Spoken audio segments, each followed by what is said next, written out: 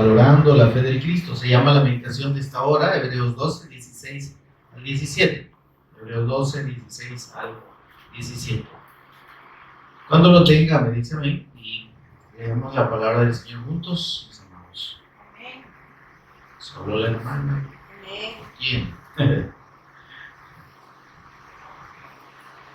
¿Estamos?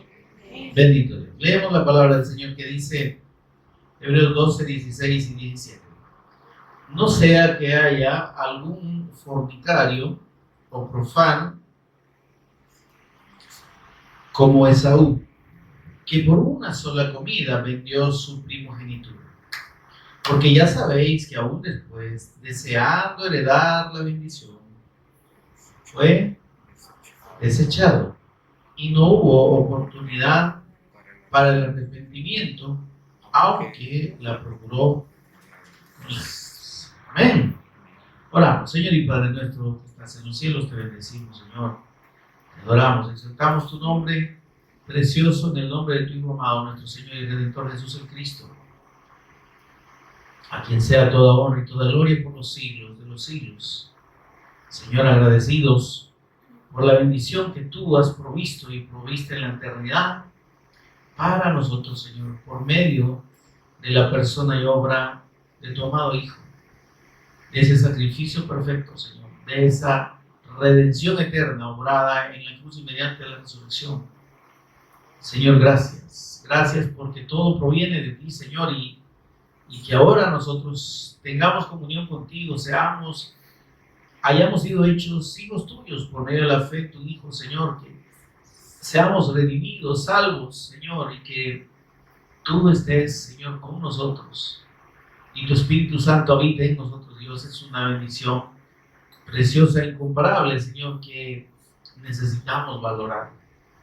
Que, Señor, tú nos amonestas realmente a tomar verdadera certidumbre, Señor, acerca de esta fe preciosa, Señor. Gracias. Y esta bendición, Señor, inmerecida, necesitamos ser agradecidos. Señor, ayúdanos, precioso Espíritu Santo, mientras ministramos, sé tú hablando, tomando el control de palabras y pensamientos e enseñándonos a cada uno de nosotros y revelándonos por tu gracia a nuestro Señor Jesús como el Cristo en todo momento, revelándonos tu Evangelio, Señor, dándonos sabiduría y revelación en el conocimiento de nuestro Señor y Salvador Jesús el Cristo.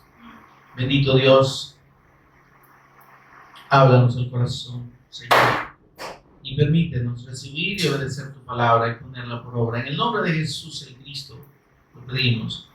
Amén. Bien, mis amados, tenemos aquí en la amonestación del Espíritu Santo en esta cita de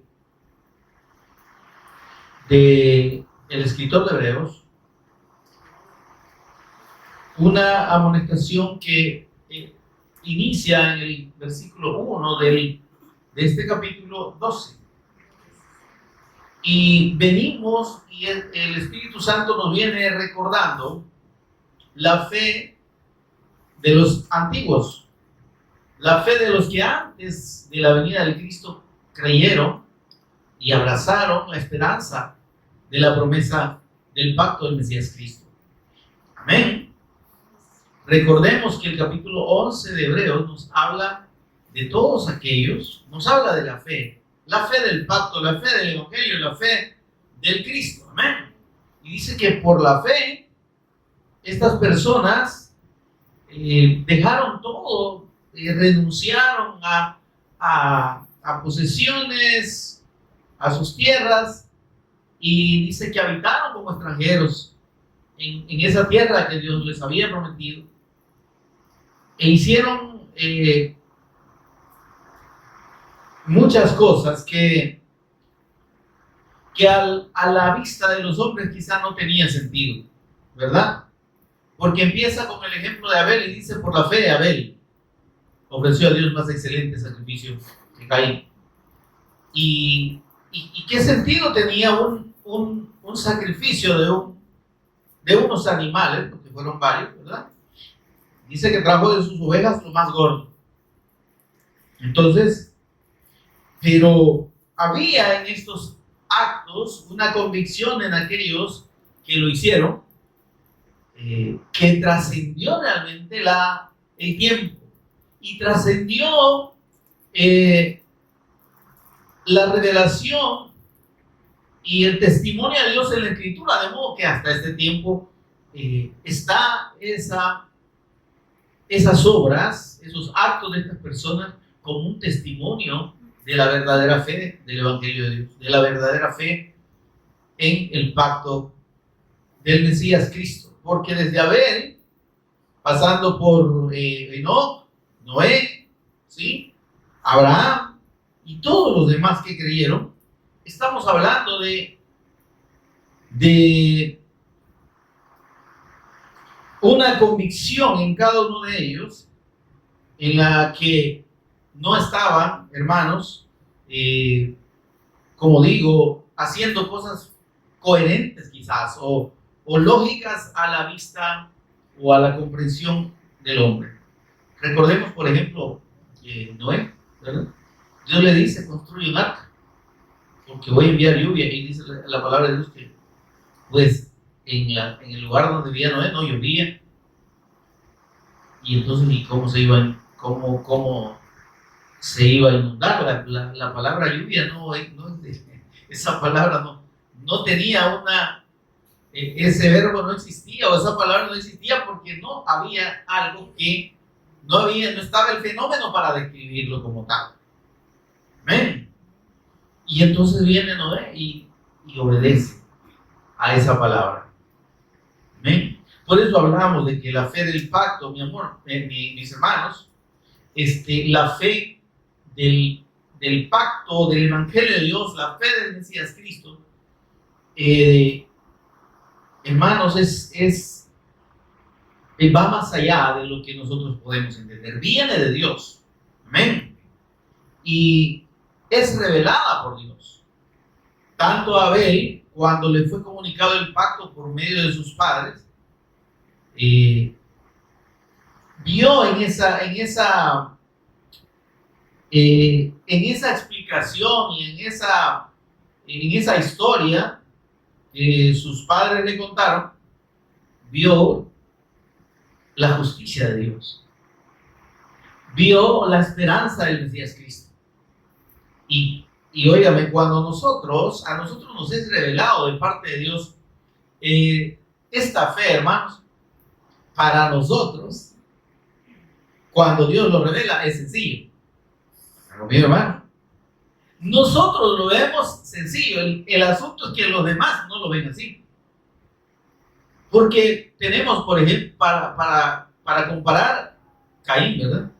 Caín igual oyó el testimonio del pacto y la manera en que la fe en ese pacto debía ser confirmada por el que creía. El Señor nos dijo que habíamos de sacrificar animales, derramar su sangre y ofrecerlo delante de Dios para confirmar nuestra fe en la promesa del Redentor que ha de venir, del Cordero que ha de venir a pagar por el pecado que nosotros hemos cometido. Entonces, ambos oyeron ese testimonio, ambos oyeron esa explicación. El asunto es que uno creyó, abrazó esa fe y estuvo dispuesto a obedecer con base a esa fe, y al otro le pareció una historia sin sentido. ¿Yo por qué le voy a ofrecer un animal y lo voy a matar? Dice Timoteo, ¿verdad? A mí no me gusta matar animales. Si es que hay que ofrecerle algo a Dios, yo le voy a ofrecer lo que tengo, ¿verdad? Yo le voy a ofrecer lo que yo tengo a mano, que son los frutos de la tierra. Pero es que la fe del pacto, mis amados, no es a la manera del hombre. Eso debemos tenerlo claro. La fe del Evangelio no es una fe que nosotros podamos, digamos, estructurar y razonar con nuestro entendimiento. No es así. Amén. Entonces, por eso dice en el capítulo 11, versículo 1, el Espíritu Santo dice que la fe es la seguridad de la esperanza. Amén. ¿Cuál esperanza? En la promesa en la promesa del Mesías Cristo, que para el caso fue dada a Adán y a Eva al sacrificar animales y mostrarles que mediante el derramamiento de sangre inocente el pecado había de ser cubierto. Amén. El efecto del pecado había de ser quitado. Amén. Entonces, pero, como digo, Abel lo creyó. Caín no. Caín dijo, a mí no me parece. Y entonces vemos, pues, que lo que Dios habla y lo que Dios revela debe tomarse como Dios lo ha establecido. Y eso es el Evangelio, hermano. Eso es la fe del Cristo. La fe en la persona y obra del Cristo no es algo que nosotros podamos de alguna manera razonarlo, para empezar, y segundo, adaptarlo a nuestra conveniencia. Yo no puedo asegurar que mi comunión con Dios tiene algún otro elemento ahí, aparte de la obra del Cristo, aparte del sacrificio del Cristo. No puedo yo suponer que haya más que eso cuando la Escritura y Dios mismo es totalmente claro diciendo que no hay ninguna otra manera en la que el hombre pueda ser justificado delante de Dios que mediante la fe en el sacrificio de Cristo. Mediante ese sacrificio es que el pecado, dice, fue quitado, fue expiado, pagado y fue extinguido. Ahí, en ese acto, en ese hecho que solo el Cristo podía consumar, es que el pecado ha sido y fue quitado delante de Dios. Por tanto, si yo quisiera o pensara que, o si alguien pensara que eso es muy simple, bueno, y entonces yo qué tengo que hacer, diría alguien, ¿verdad? Y esa es la, digamos, la inquietud que mueve la mayoría de fes religiosas y de doctrinas religiosas, ¿verdad? No, es que entonces, es que algo tenemos que hacer nosotros. ¿Ven? ¿Por qué? Porque lo que Dios revela viene de Él y no está para que nosotros lo procesemos intelectualmente.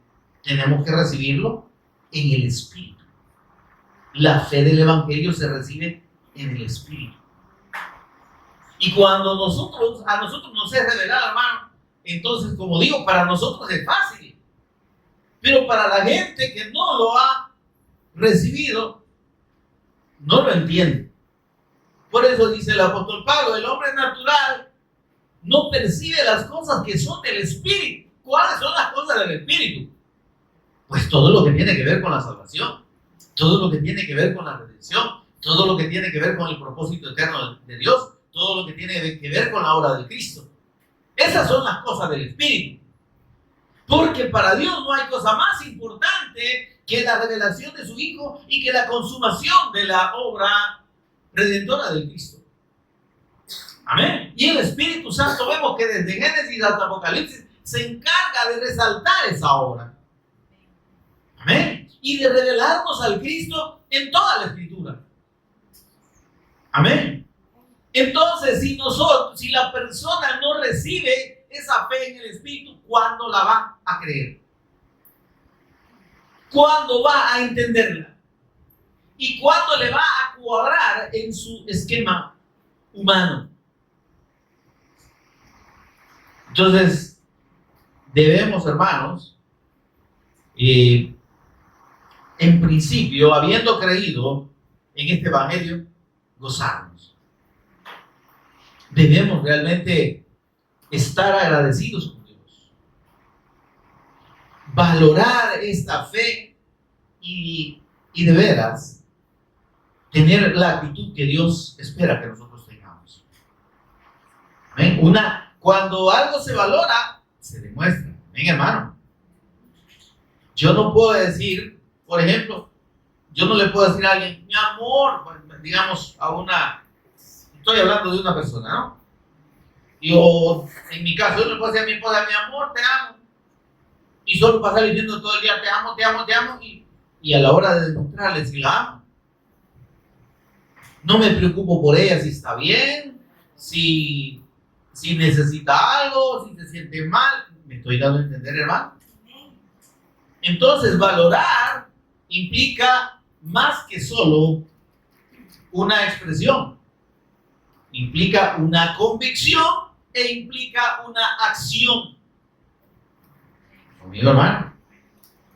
Como decían los proverbios de las abuelitas, ¿verdad? Digo proverbios porque así se dice. Los dichos de los abuelitos son proverbios chiquitos, ¿verdad? Hechos son amores, no palabras. Decir que el amor se demuestra con hechos. Amén. A mí de qué me sirve que todo, ay, mi amor, te amo. Y solo eso me dicen. Hoy, este día que se está celebrando mundialmente, el Día de la Amistad, ¿verdad? Hay muchos que solo este día se acuerdan de la amada o del amado, ¿eh? Ay, aquí te traigo tu regalo el día del amor y la amistad. Y los 364 días cuando no es bisiesto, y los 365 días cuando es bisiesto, el resto del tiempo, no se acuerdan ni de regalarle un chocolate partido por la mitad. Amén, amado. Entonces, hechos, ¿verdad? Ahora, lo que nos habla entonces el Evangelio es que, hermanos, estamos hablando de valorar, amén. Entonces, cuando yo valoro algo, cuando algo es importante para mí, me mueve en un sentido lógico hacia demostrar que vale para mí. ¿Sí? Amén, amado. Cuando usted ama a alguien, entonces usted procura lo mejor. Usted se esfuerza. Amén. Usted está pendiente. Entonces, pongamos ahí, hagamos el paralelismo con la fe. ¿Verdad? Amén, amado. O aquí piensa usted que estamos hablando del amor. Nada más. Estamos hablando de la fe y de valorar la fe. La fe del Cristo. Esa fe que realmente nos ha puesto en comunión con Dios. Esa fe que nos ha dado la condición de hijos de Dios. Esa fe que nos ha dado la vida de Dios. Amén. Y la presencia del Espíritu Santo en nosotros que nos da la comprensión de la Escritura. Pero realmente estamos valorando como debemos esta bendición.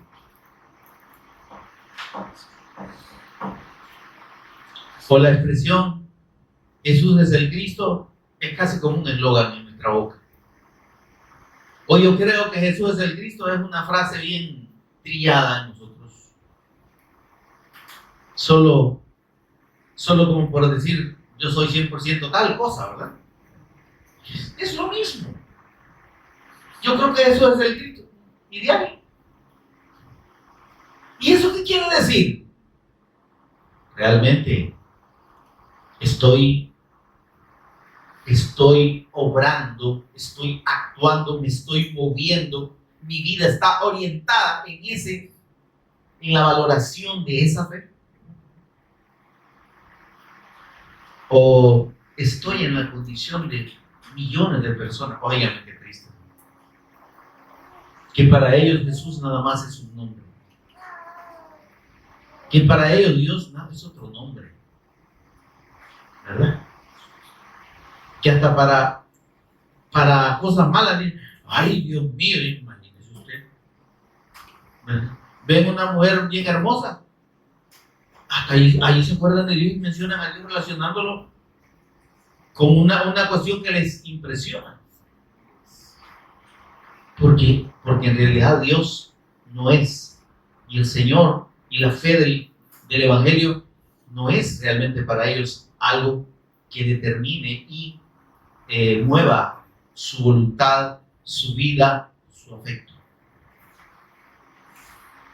El Señor Jesús igual, hablando de la fe en Él. Si me amáis. ¿Qué más dijo? Si me amáis, guardad mis mandamientos. Guardemos su palabra. Atesoremos. Obedezcamos. Si me amáis. Cristo, yo te amo. Es solo un canto en la boca de millones de personas. Pero que verdaderamente estemos amando al Cristo. Como dice, hay un gran trecho, ¿verdad? Del dicho al hecho en ese caso. Cristo, yo te amo, pero solo cuando estoy en la iglesia. Dios mío, ¿verdad? Tú eres mi refugio, pero solo cuando estoy en aflicción. Y solo cuando tengo unos grandes líos, ¿verdad? Humanamente hablando. En la cárcel y en el hospital. Porque ahí es donde la gente se acuerda de Dios. Ahí es donde nos acordamos la mayoría de Dios, ¿o no? Ay, se llevaron preso a mí. Ay, Dios mío. Ahí aparece Dios. Cuando el individuo delincuente andaba en la calle, ahí usted no se acordaba, el papá no se acordaba de Dios. Ay, si ahí por ahí anda el niño, ¿verdad? Hay que darle libertad a los hijos, no hay que tener tan reprimidos. Que eso que pasa todo el día en la iglesia, no nos puede obligar, ¿verdad?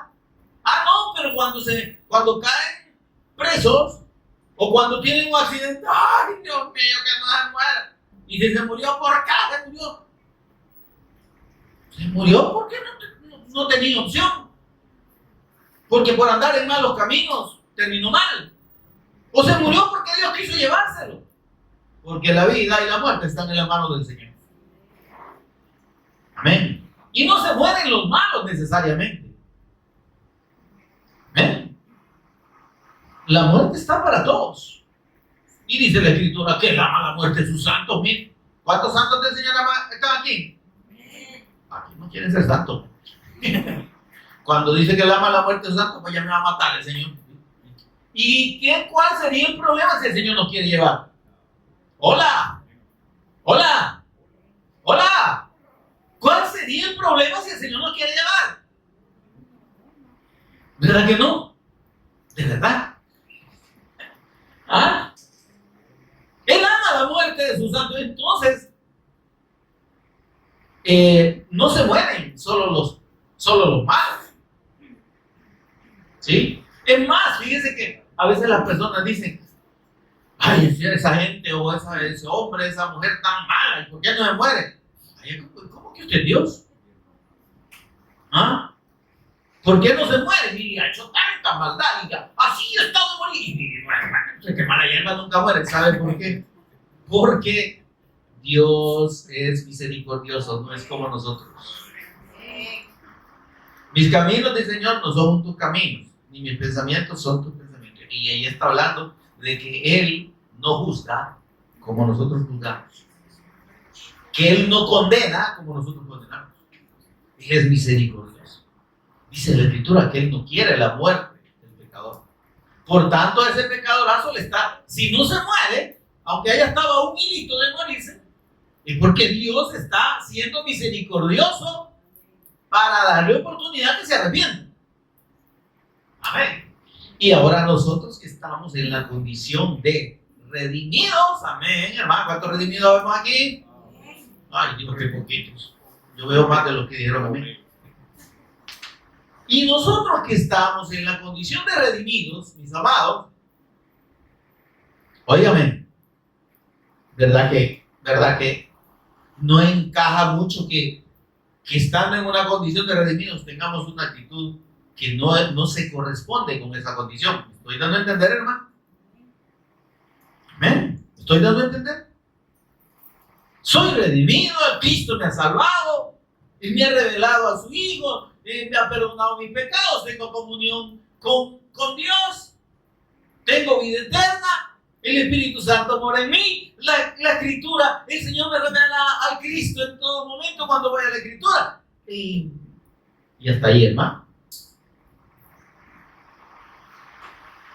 ¿Será que el Evangelio es solo para revirarnos y qué lindo, qué lindo, qué lindo? Cierra la Biblia y sigo haciendo lo que yo quiero.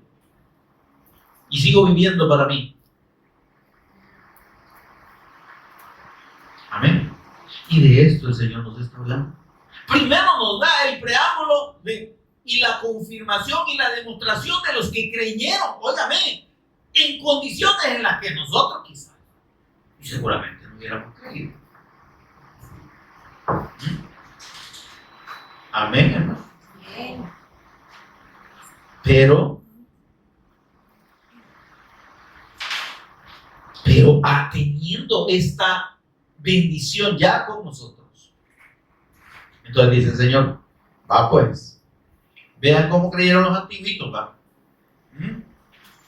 Los antiguitos nos están dando una gran lección a nosotros, dice. Amén.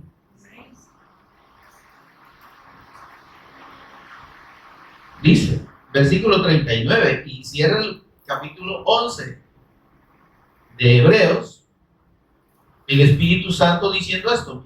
Y todos estos, aunque alcanzaron buen testimonio mediante la fe, claro, porque para Dios, o sea, son un ejemplo y el Espíritu Santo los relaciona, no los menciona a todos, pero hace una buena relación de todas estas personas.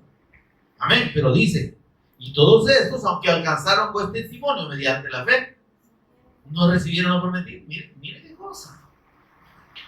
Murieron en la esperanza. Pero aquí no dice. 11:1. La fe es la certeza de la esperanza. Ellos estaban seguros de lo que esperaban. No lo recibieron, no importa. No lo vieron con sus ojos, pero estaban seguros de que Dios lo cumpliría. E hicieron lo que tenían que hacer para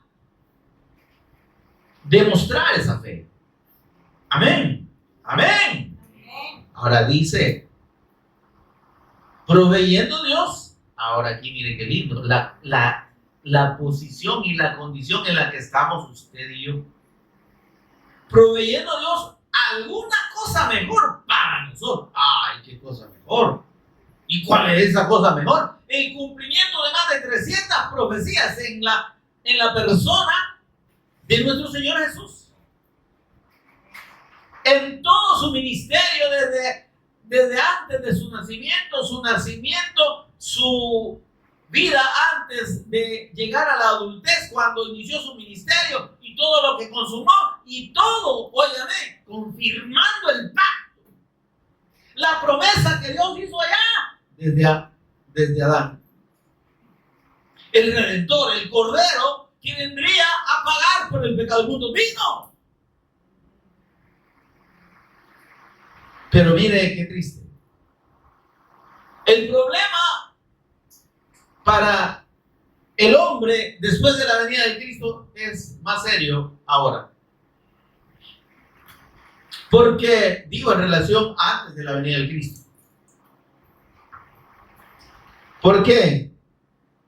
Porque ya no hay más que demostrar de parte de Dios acerca del cumplimiento de su pacto.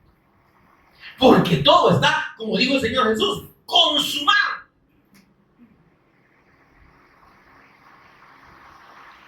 ¿Sí? Y entonces ahí se vuelve más complicado la actitud incorrecta ante esa verdad que Dios ha demostrado de parte del hombre. Todo está dado para que el hombre crea y para que mediante la fe en ese Cristo, en ese eterno ungido, en ese glorioso Señor Jesús, pueda volver a la comunión con Dios, aferrándose a esa fe, viviendo por esa fe. Pero dice Juan el escritor de Juan, el Espíritu Santo hablando por medio de él en el capítulo 1. En el mundo estaba. ¿Y qué dice? Hola, para que no estamos leyendo la escritura. En el mundo estaba y el mundo no le conoció. Ahora, mire, esto tiene una implicación también para este tiempo. El Cristo ya fue revelado. El Cristo ya está confirmado y la obra del Cristo está confirmada. Lo que pasa es que el mundo no está queriendo conocer. El mundo está rechazando esa fe. Amén, mis hermanos. Y dice que Dios proveyó para nosotros alguna cosa mejor, claro, el Evangelio y la revelación del Cristo, para que no fuesen ellos perfeccionados aparte de nosotros. Amén. Y óigame, qué preciosura y qué bendición que la fe ahora del Evangelio, la redención nuestra es perfeccionada de una manera plena. Amén. Los antiguos todavía no, o sea, nada más decían, el Cristo va a venir, el Mesías va a venir, el Redentor va a venir, el Cordero va a venir, pero nunca vino. Y por eso fue necesario que cuando el Señor Jesús murió, descendiera ahí a ese Seol, en el paraíso donde estaban los santos del Antiguo Testamento, a darles testimonio y decir: señores, yo ya vine. Yo soy la promesa en la que ustedes esperaron. Hola. Yo soy. Y he consumado su redención y la de todos los que creen en mí.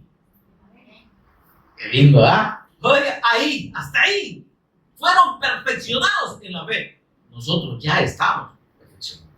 No tenemos que estar esperando que el Cristo venga, ya vino. Ahora, lo que sí esperamos es su segunda venida, amén. Pero ya eso es más fácil.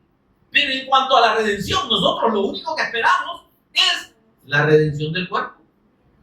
La resurrección o la transformación de este cuerpo de muerte en la venida del Cristo. Pero ya todo lo tenemos revelado. Y teniendo esto, ahora dice, mire lo que dice el versículo 1, y aquí es donde entra la amonestación que el Señor nos está haciendo. Por tanto, dice, nosotros también, teniendo en derredor nuestro, es decir, con todos estos que creyeron al Evangelio, son testigos de la fe del Evangelio, testigos de la fe del Cristo. Y dice, teniendo en derredor nuestro tan grande nube de testigos. Gente que ha testificado de que esa fe es verdadera y que murieron esperando y que Dios respaldó esa fe. Y que son salvos. Amén. Ahora dice, despojémonos de todo peso y del pecado que nos asedia. Y eso no se refiere a quitarnos el pecado, hermano, sino que está diciendo del ambiente de incredulidad en el que nos movemos. Amén. ¿Y qué es todo peso, hermano? ¿Qué es un peso que puede estorbar el caminar? Alguien puede llevar unos zapatos bien pesados, ¿verdad? O puede llevar en el hombro una mochila cargando piedras. Pues algo así, hermano, son las cosas que detienen el andar de la iglesia, el andar nuestro en la fe. Cuando estamos poniéndonos cargas que ya no debemos cargar. Amén. Cuando estamos haciendo cosas que nos distraen y nos apartan del propósito de Dios. Cuando en vez de caminar en el propósito de Dios y para cumplir la voluntad de Dios, nos estamos distrayendo en Netflix, en el telefonito, en YouTube, en Facebook, en TikTok, en TikTok, y demás. Y todo eso. Cuando los afanes de este mundo nos enredan. Cuando es más importante para nosotros las ocupaciones de este mundo que la obra de Dios. Esto era necesario hacer sin dejar de hacerlo. El apóstol Pablo, que es uno de los evangelistas más grandes del primer siglo de la iglesia, no tuvo como excusa que tenía que trabajar para hacer la obra de Dios. Él pudo haber dicho, hermano, fue cuando fundó las iglesias, ¿verdad? Mámenme, porque yo necesito para ir a hacer, y tenía derecho. Y él dijo, no. Yo no quiero ser carga, no quiero que digan que yo me estoy aprovechando de la obra de Dios.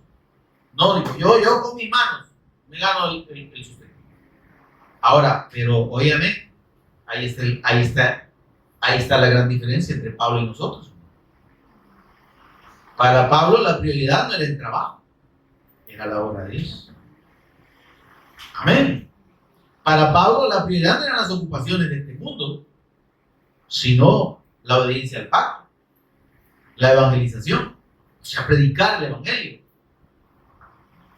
Entonces, nosotros que trabajamos, que estamos en este mundo, Dios no nos está diciendo, dejen de trabajar. Lo que Dios dice, mire, despójense del peso. Eso que nos afecta, eso que nos impide hacer la voluntad de Dios, es un lastre que tiene que ver con el mundo. Se entiende esto, ¿no? Y obviamente dice, y del pecado que nos hace, estamos rodeados en un ambiente de pecado que nos distrae de cualquier modo, hermano. ¿Verdad? Desde conversaciones improductivas, tontas y estériles, hasta ocupaciones que también no nos producen nada, hermano. ¿Se entiende esto? Y dice, y mire esto, y corramos con paciencia. Corramos, dice, la carrera que tenemos por delante. Tenemos un propósito de parte de Dios. Dios quiere que corramos, espiritualmente hablando, ¿verdad? Pero ese correr quiere decir caminar libremente en cumplimiento de ese propósito de Dios. Pero dice, hagámoslo con paciencia. Amén. ¿Qué quiere decir paciencia? Quiere decir perseverancia. No es que yo voy a querer agarrar una gran guinda, ¿verdad? Como decimos nosotros aquí, hacer una gran carrera. ¡Ay, tenemos que ir por todo el mundo! Y nos vamos a quedar sin gasolina a medio camino, ¿verdad? ¿Por qué no se trata de hacerlo en nuestras fuerzas? La obra de Dios se hace con la guía del Espíritu Santo. Amén. Y donde Dios nos quiera llevar, ahí Dios va a proveer el recurso, hermano. Amén. Pero por eso dice con perseverancia. Porque esta no es una carrera de un año, de un mes.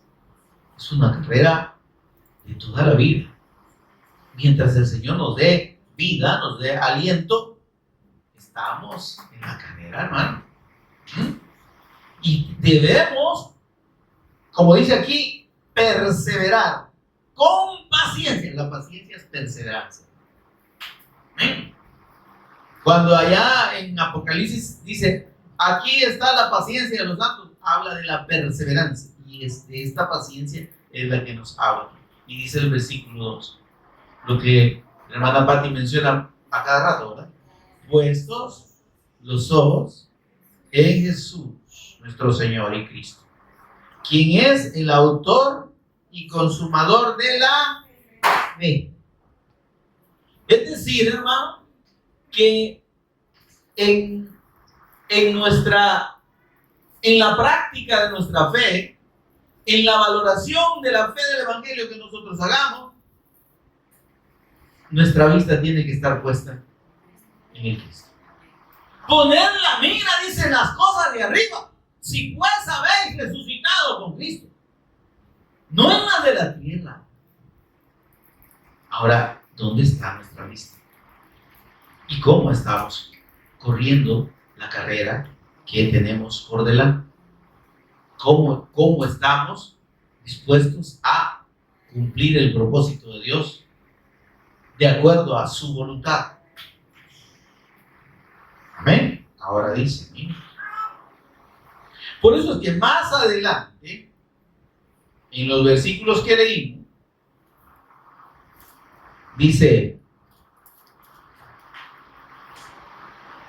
en el versículo 15 hay un preámbulo o un contexto del versículo 16, dice, mirad bien, no sea que alguno deje de alcanzar la gracia de Dios. Amén. Y habla de raíces de amargura, pero no vamos a hablar de las raíces de amargura hoy. Pero de lo que está hablando, dice alguien que no sea que alguno deje de alcanzar la gracia de Dios. ¿Qué quiere decir esto? Que teniendo la bendición del Evangelio, no la valoremos. Y por el contrario, permitamos que nuestros deseos y que las luces y los placeres y los gustos de este mundo y las costumbres y las corrientes de este mundo nos arrastren. Hola, hermano.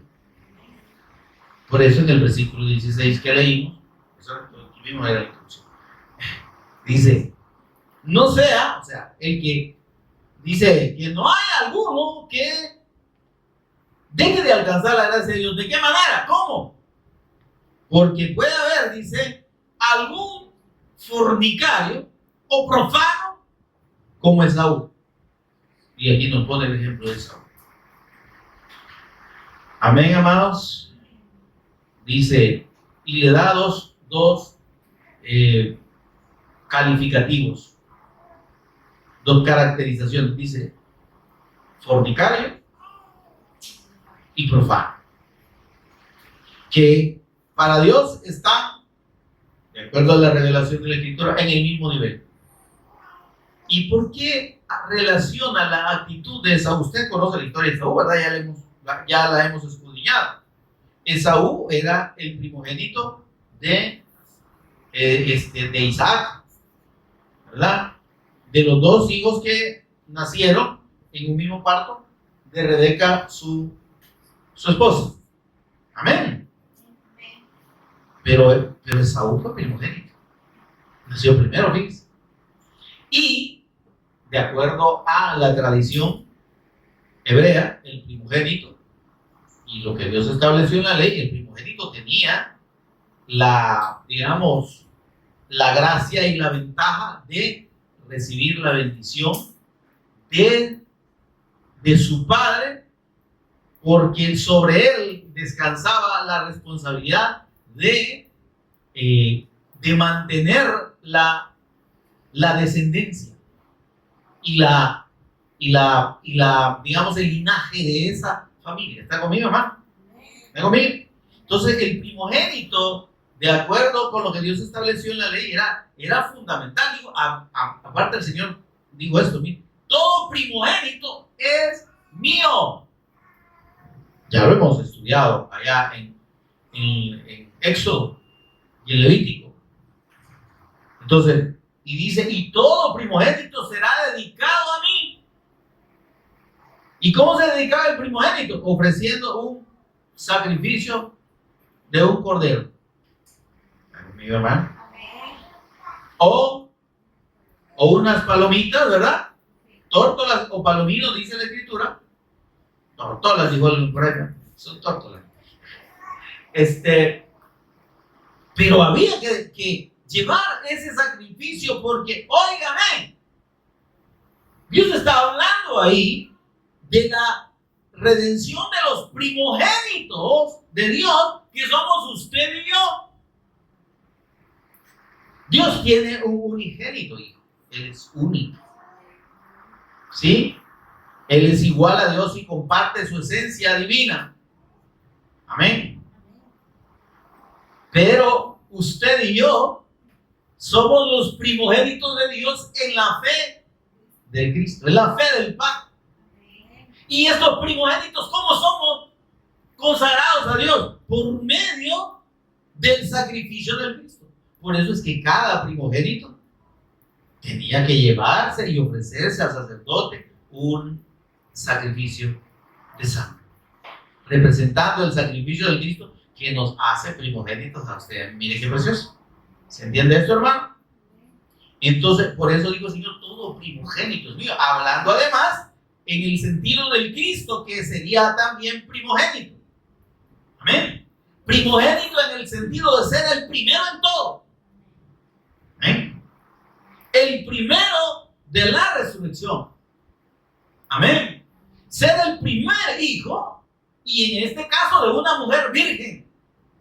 Amén. Único. No tiene comparación. Pero por eso es que cuando vemos a Esaú, que siendo mellizo con su hermano, o sea, no eran gemelos, ¿verdad? Porque los gemelos son idénticos. Los mellizos vienen en el mismo parto, pero no son iguales. ¿Amén? Ese es el caso de Esaú y Jacob. Pero sucedió que Jacob venía agarrado del talón del hermano.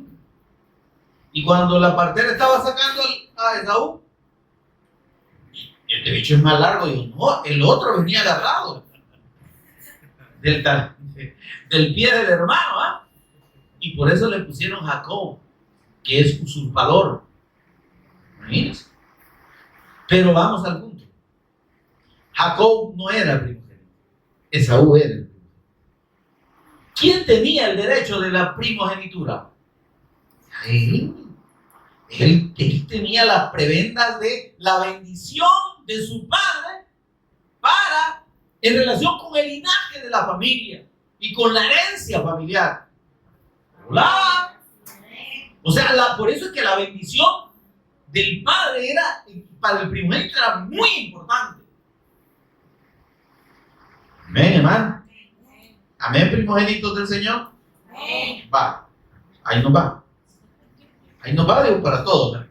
Entonces, ¿qué pasó con Esaúito? Vamos a decirle así, ¿verdad? Esaúcito. ¿Qué pasó con Esaú? Que a él le importó poco la bendición asociada a la primogenitura. ¿Y yo para qué quiero eso? Primogénitos del Señor, estamos entendiendo, ¿va? Ay, que yo ya entendí, hombre, si eso es el Cristo privado. Dale, que el pacto que con que yo vaya al culto, con que vaya nadie, yo no puedo ir, ahí están los mensajes, ni lo voy. ¿Realmente? Entonces, esa actitud, hermanos, en la que aún teniendo el llamado de Dios como primogénitos, veamos en poco la bendición de Dios, la demos por sentada. Eso, hermanos, eso es precursor de muerte. ¿Me están oyendo, hermano? Eso es precursor de muerte para los que tienen esa actitud. Y todos los que desechan la fe del Evangelio de Dios están en la condición de Esaú. Fornicarios y profanos. ¿Qué es un fornicario? El que le preocupa más el deleite de este mundo y el que quiere ver bendiciones aquí en la tierra.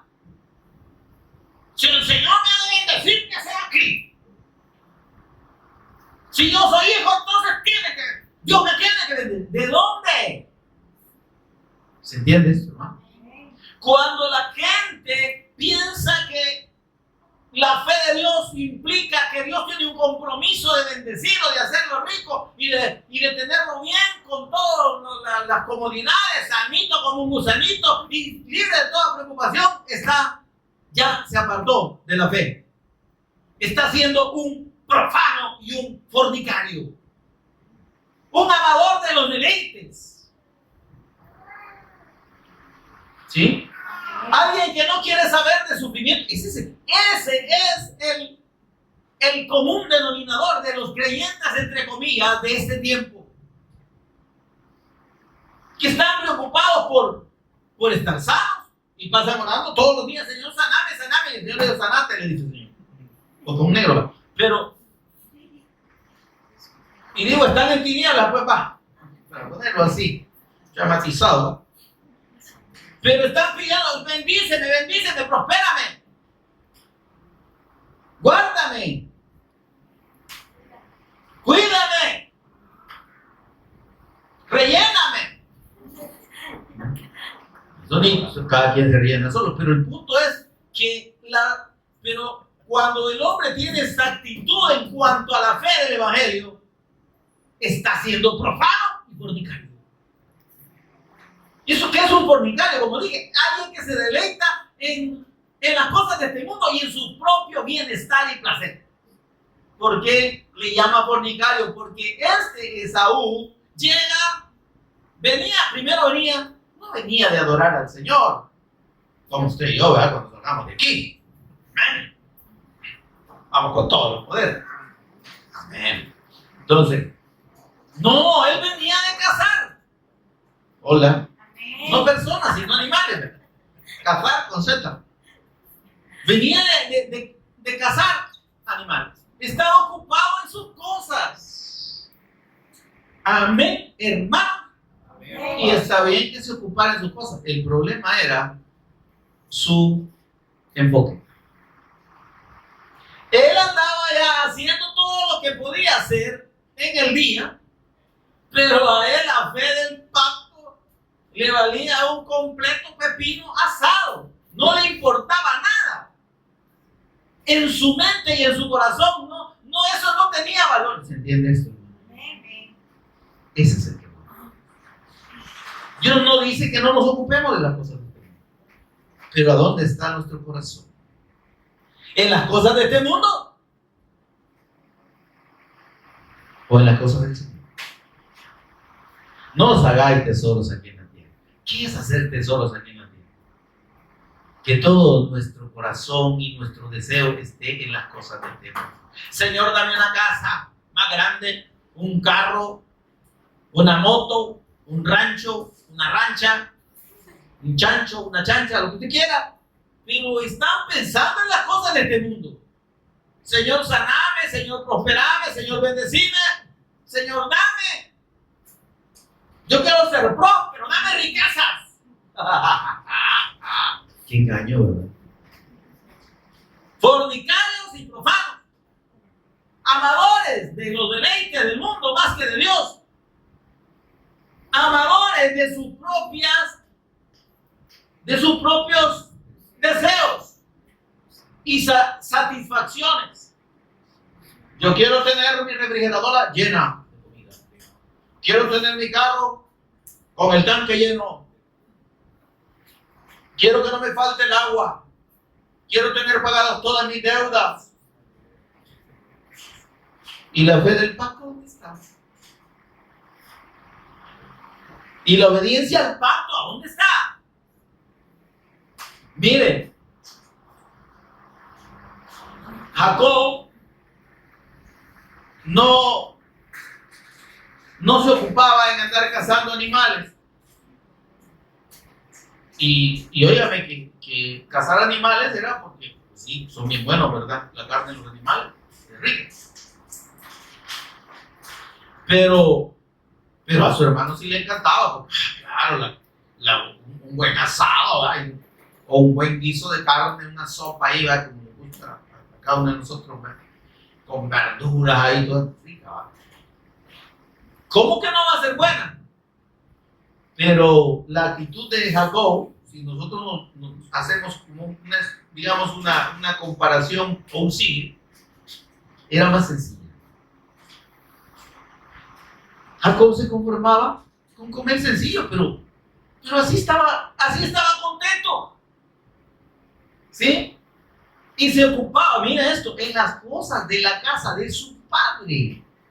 Él estaba ahí. Oiga esto. Él estaba con su mamá y con su papá y les atendía y les ayudaba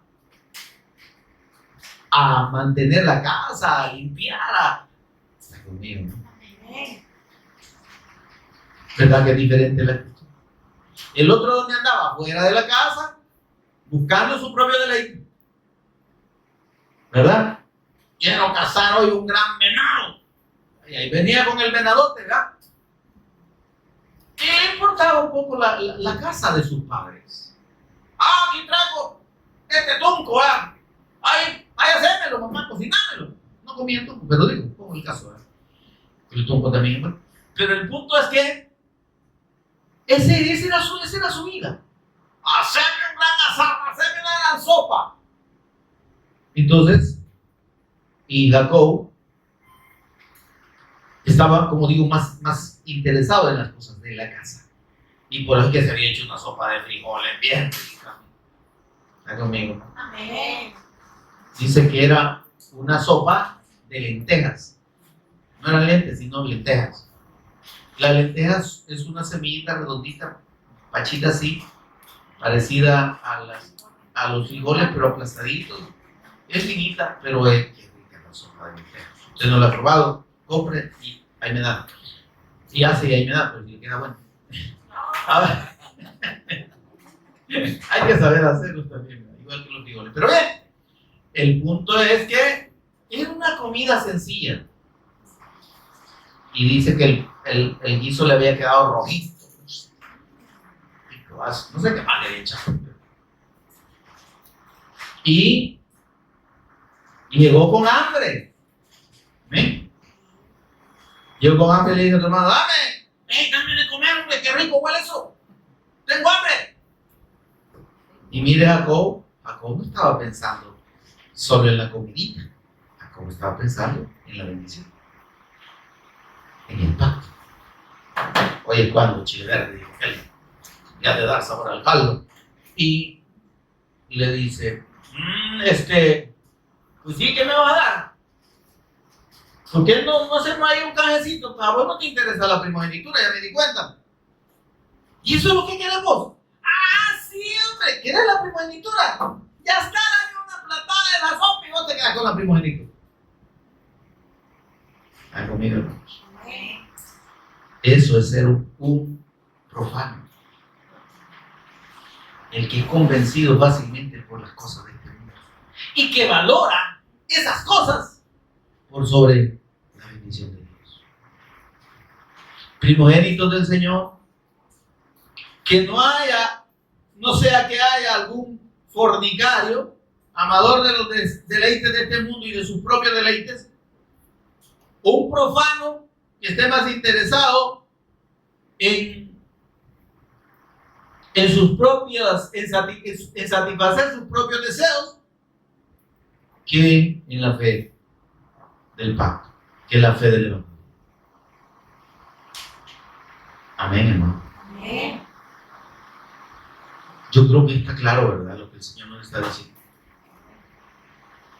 Si hemos creído al Evangelio de Dios y sabemos que tenemos la mayor bendición de parte de Dios, seamos consecuentes con esa condición de la que gozamos. Somos los primogénitos del Señor.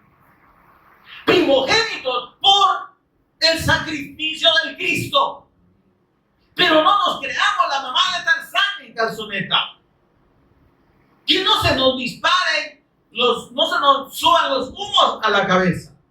Y creamos que, sí, el Cristo ya me reveló, por causa del Cristo, amén, amén, y ya estuvo. Y yo no estoy viviendo para el reino del Cristo. No estoy cumpliendo el mandato del Cristo de ir por todo el mundo y predicar y testificar de Jesús como el Cristo. Mi prioridad es este mundo y las cosas de este mundo. Y la iglesia por sí queda tiempo. Si puedo, voy. Si puedo, si quiero, voy. ¿Está conmigo? Si quiero, hago. Si puedo, hago. Esa es la actitud que tenemos para con la obra de Dios, hermano. Pueblo primogénito del Señor, esa es la actitud que tenemos. Revisemos, como dijo el apóstol Pablo, examinémonos a nosotros mismos. ¿Qué tan importante para nosotros es la obra de Dios por sobre nuestras cosas? Por sobre nuestros intereses, por sobre nuestros deleites, por sobre nuestras expectativas humanas. Yo quiero una casa, yo quiero hacer tal cosa, entonces yo voy a trabajar bastante. Sí, yo no le digo que no lo haga, pero eso es más importante que la obra de Dios. Si para usted es más importante, usted se ha convertido en un profano y en un fornicario, espiritualmente hablando. Y el Señor nos está hablando, ¿verdad? Y nos está dejando claro lo que significa valorar el pacto. ¿Qué pasó con Esaú? Dice que Esaú, después de que se lo vendió, a él se le olvidó. Pero a Jacob no. No digo, ya me vendió.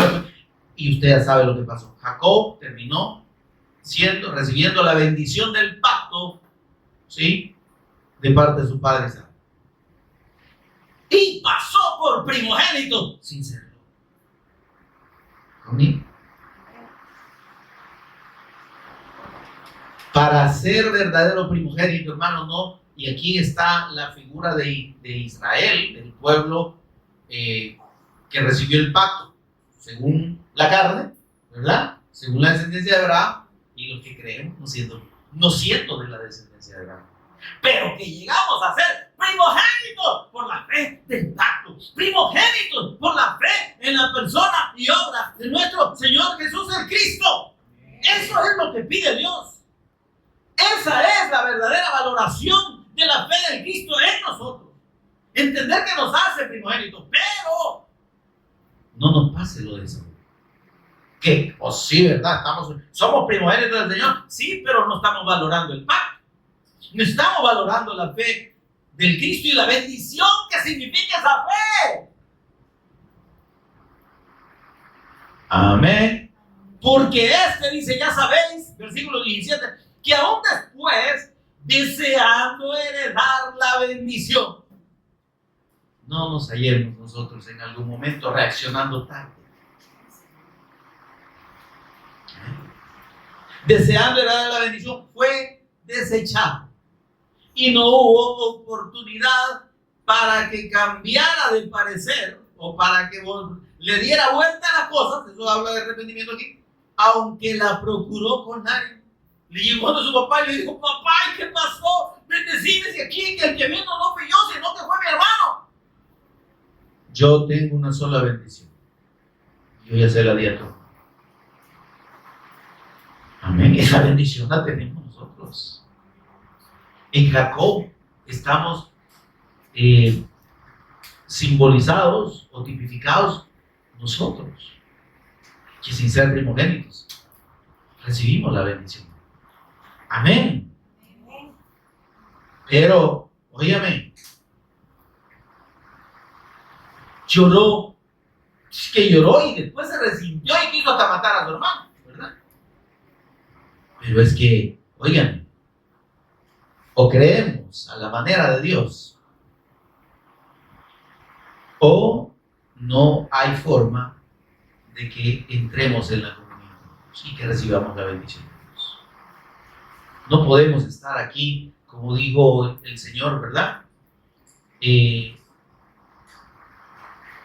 Vacilando entre dos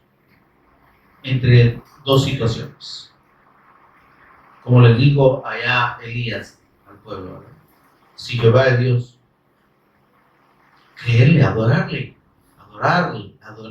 servirle. Y si vale Dios, vaya, si vos crees que el mundo, que es lo mejor, anda, dale con todo, papito. La gente que se ha retirado, óigame, aún recibiendo esta bendición y gustando de esta revelación, ahí andan afuera. Y yo lo que les digo, que le aproveche. Que les aproveche. Porque no hay retroceso. Yo tengo el pacto, sí. Pacto del diablo quizás. Pero la fe del pacto se demuestra. Si alguien tiene la fe, no va a preferir el mundo que al Señor. No va a valorar más las cosas perecederas que la obra de Dios. Versículo 25. Mirad que no desechéis al que habla. ¿Quién está hablando? Nos está hablando el Señor. Porque si no escaparon aquellos que desecharon al que los amonestaba en la tierra. ¿Ven? Cuando Dios mandaba su palabra por los profetas, ¿verdad? Allá aquellos que no querían creer a lo que Dios mandaba decir por medio de los profetas, se los llevaba el mismo diablo, porque es el mismo. Mucho menos nosotros si desecharemos al que amonesta desde los cielos. No está diciendo, está hablando en un potencial si desecharon. Ahora, evaluemos cada uno de nosotros si es que en realidad no estamos desechando la palabra de Dios y su voluntad. Versículo 28. Así que, recibiendo nosotros un reino inconmovible, ¿qué dice? O sea, tenemos una bendición preciosa, hermano, única, eterna, la tenemos en el Cristo. ¿Qué tenemos que hacer? ¿Qué pide Dios? Dice, tengan gratitud, sean agradecidos, sean consecuentes, vivan la fe, seamos obedientes al pacto. Que nuestra prioridad por sobre las cosas de este mundo sea la obra de Dios y la fe y el testimonio del Cristo. Amén. Aunque esto no cuadre en el esquema religioso actual. Amén. Aunque diga, no, es que yo no voy a ir porque ahí no oran por sanidad ni creen en los dones del Espíritu. Nada, usted quédense allá en el hombre, ¿verdad? Cómase la sopa de lentejas que le están dando. Nosotros valoramos el pacto. Nosotros nos ocupamos en la obra de Dios. A nosotros nos interesa prioritariamente. Aún teniendo otras ocupaciones, nos interesa, dice, servir a Dios agradándole con temor y reverencia. Eso es lo que dice la última parte del versículo 28. Tengamos gratitud y mediante ella sirvamos a Dios agradándole. ¿Cómo agradamos y servimos a Dios? Haciendo su voluntad. ¿Cuál es la voluntad de Dios? Que la gente crea en el Cristo. ¿Cómo van a creer? Por el testimonio nuestro. Amén. ¿Verdad que es importante la obediencia al Padre? ¿Verdad que es mejor vivir la fe y valorar esta fe preciosa y demostrarlo realmente? Que tener una actitud, como dice aquí, fornicaria o profana. ¿Por qué? Versículo 29. Porque nuestro Dios es fuego consumido. Porque el Señor no dice, no tendrá por inocente el culpable. Su palabra es fuego consumido. Amén. Como nos da vida a los que creemos, consume a los incrédulos, profanos y fornicarios. Que Dios nos guarde y nos libre de caer en esa condición. Amén, amados. Póngase pie conmigo, por favor. Tengamos un momento de meditación. Señor y Padre nuestro, bendito seas. Oh, precioso Señor. Gracias, Espíritu Santo, por tu palabra, por ministrarnos, Señor, la verdad de tu evangelio. Y la necesidad, Señor, de que nuestra fe realmente podamos valorarla y demostremos que la valoramos, Señor, dando prioridad a tu obra, Señor, y a la ocupación en hacer tu voluntad. Señor, ayúdanos a ser agradecidos, perdónanos, Señor, si hemos tenido y si mantenemos una actitud contraria a Dios. Por favor, ayúdanos, precioso Espíritu Santo, redargúyenos. Dios, queremos correr con perseverancia la carrera que tenemos por delante. No queremos apartarnos, Señor, no queremos ir lastrando peso innecesario, cargas de este mundo, ni distracciones, Señor, que nos aparten de tu propósito. Ayúdanos, por favor. Que tengamos presente noche y día tu palabra, que nos dispongamos a escudriñarla, a conocer, Señor, cada día tu voluntad y disponernos a obedecer. Ayúdanos, Señor. Lo necesitamos, lo pedimos por Jesús el Cristo, nuestro Señor y Rey.